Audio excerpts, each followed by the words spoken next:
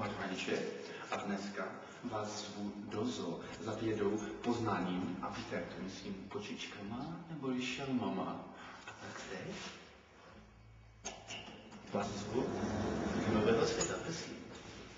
Tohle, dámy a pánové, tohle je Ostrava, město, kde každý někam spěchá. To je náš trolejbus, ale my ho nestíháme. Pojďme si trošku poslyšet, dámy, pánové. To vypadalo, že běžíme na trolejbus, ale my ne. Ona nás čeká. Dělejme tedy, že už odjel.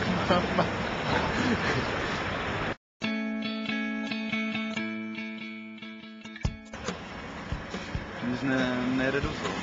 Jak se tak dívám? Zoo 11:23, před minutou nám to ujelo.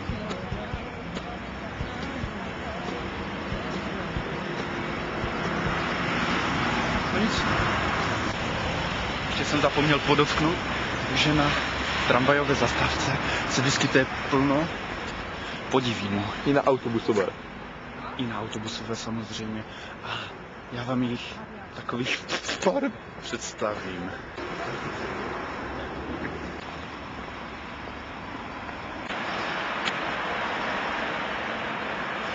Socha.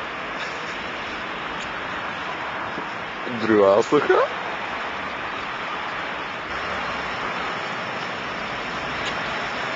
Má přítelkyně. Tohle, Ostrava, je město trafiky. Město jízdenek.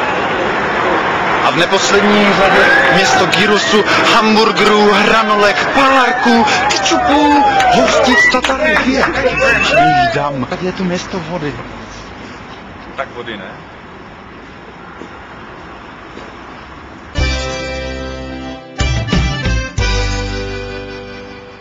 Chtěl bych vám představit mého druhého kolegu. Je to Josef Hrabavý, narozen roku 1970. A je ženatý, no tedy už ne, už se rozvedl, protože se dal na dráhu své milé práce a proto už mu nezbýval čas na jeho ženu. A teďka se zeptáme Josefa Hrabavého, co by mi pověděl o zoo.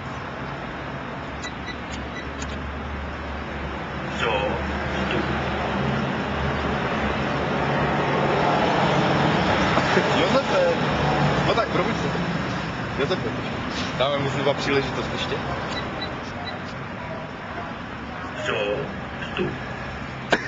Tak Josefe, tak jako máme tady pořád, že?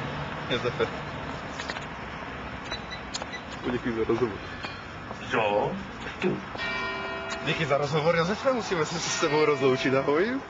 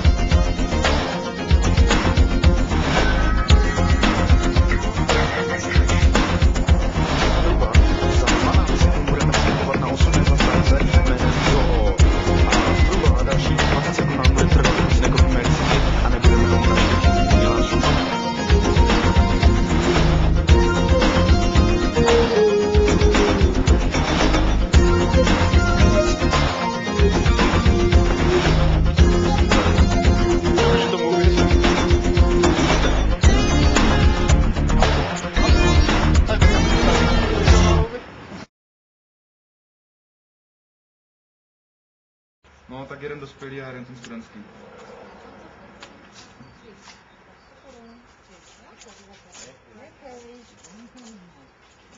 Jo, díky.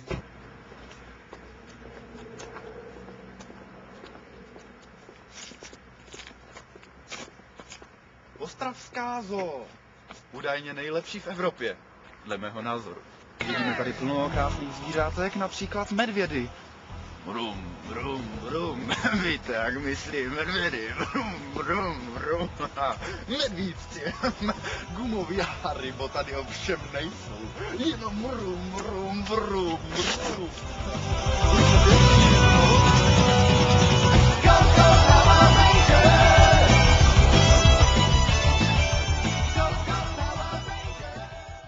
Takže tohle je první zvíře, na které jsme natrefili. Jo, podle mě jsem do ničeho šlápl, no, ale to se toho netýká. Takže první zvíře, na které jsme natrefili, je velbloud.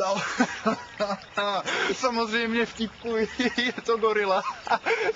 Podruhé vtipkuji, je to lev. Ne, samozřejmě vtipkuji, je to opice, ne.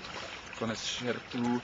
Toto je zvíře latinského názvu Margus abelus, neboli morčák bílý. A velice ojedinělý druh, nesmíme ho vyrušit. V zoo se vyskytuje opravdu jenom málo. Je tady lampa divoká. V našem dokumentu se v jednu chvíli rozdělili, když jsem si odskočil na malou. Náš reportér se poté ztratil, ale počkat? Ano, vidím jeho bundu, baťoch, ale nevidím ho. Vydejme se na tuto cestu plnou napětí s hledáním našeho reportéra. Počkat. Bunda. Bunda. A zvuky. Bože. Zvuky.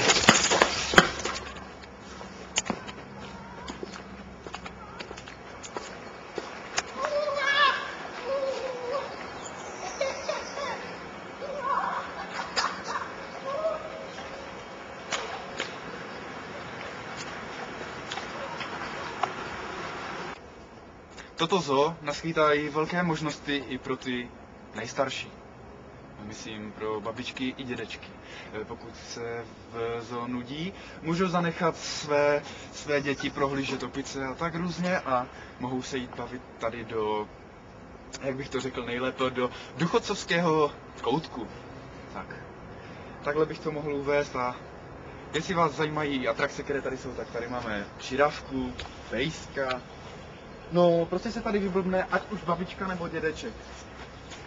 Tady máme i sluzavku.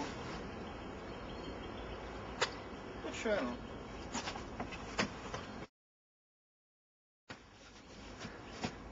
no.